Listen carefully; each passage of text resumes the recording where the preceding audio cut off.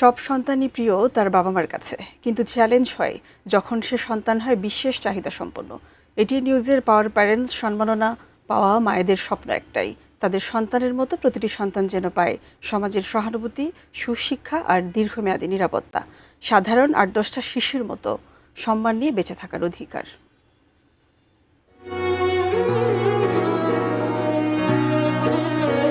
আমার বাবা মা বলে তুমি এই ছেলে ওর বাবাকে দিয়ে দাও, দিয়ে দিছে নতুন করে সংসার করো। ২ তলা ৪ তলা এরকম করে যাচ্ছি, কিন্তু ছেলেকে নিচ্ছি না, কারণ ছেলেকে ওর মৃত বাবার পাশে রেখে গেছি আমি। এমন একটা পরিবারে আছে হাজারো না পাওয়া, বঞ্চনা আর কুসংস্কারে ক্ষত বিক্ষত হওয়ার গল্প। তবে মায়েরা প্রত্যেকে অদম্য, তাই বন্ধুর জেনেও বেছে নিয়েছেন সে পথই।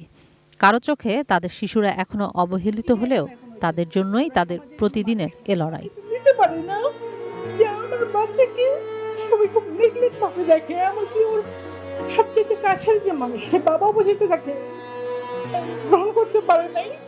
আর এই লড়াকু মায়েদের প্রতি এটিএন নিউজের শ্রদ্ধা, ভালোবাসা। সম্মাননা দেওয়া হলো লড়াকু ৬ মাকে। আর প্রতিষ্ঠান হিসেবে তাদের জন্য কাজ করে যাওয়া বসুন্ধরা স্পেশাল চিলড্রেন ফাউন্ডেশনকে। সত্যি আনন্দিত এবং নিজের ভাষাকে বারবার হারিয়ে ফেলতেছি। পরিশেষে আমি এটিএন নিউজকে অসংখ্য ধন্যবাদ জানাবো। এর থেকে আনন্দের আমার কাছে আর কিছুই হতে পারে না।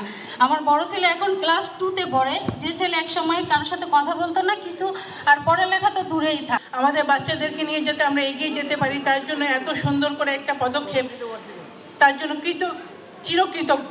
পাওয়ার প্যারেন্টসকে অনেক অনেক কৃতজ্ঞতা যে আমাদের এই জায়গায় আসার সুযোগ করে দিয়েছে। অনেক অনেক ধন্যবাদ।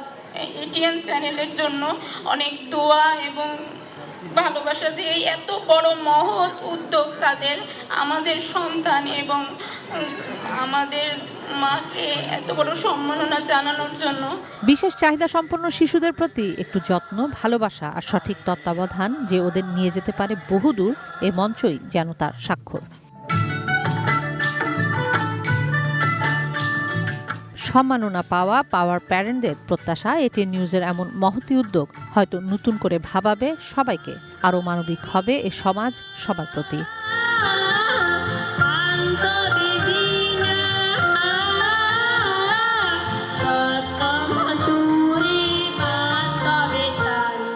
আমাদের সবাই এগিয়ে আসতে হবে বাবা মার অবর্তমানে, যাতে ওরা পরবর্তীতে তাদের জীবন পরিচালনা করতে পারে, তাদেরকে যেন রাস্তায় রাস্তায় ঘুরতে না হয়। তো আমি আজকে এই অনুষ্ঠানের মাধ্যমে সবাইকে আহ্বান করতে চাই যে আমাদের সমাজে প্রতিষ্ঠিত সকল ব্যক্তিবর্গ যেন এই বিশেষ চাহিদা সম্পন্ন শিশুদের দায়িত্ব নেওয়ার চেষ্টা করে এবং এগিয়ে আসে।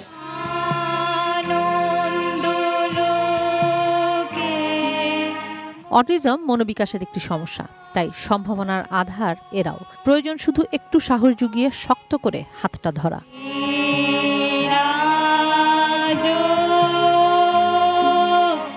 কিশোর জাহান, এটিএন নিউজ, ঢাকা।